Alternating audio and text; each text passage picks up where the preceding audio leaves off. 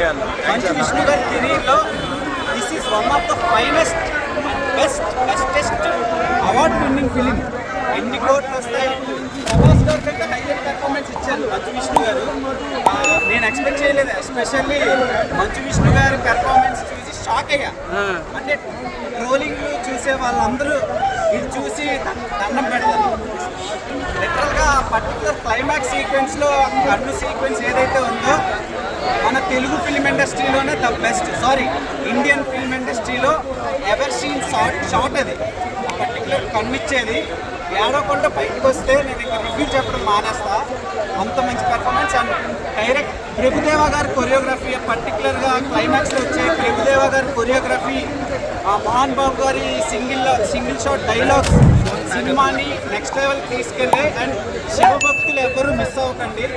శివభక్తులకి ఇది ఒక ప్రసాదం లాంటి cinema. Don't miss it in theatres.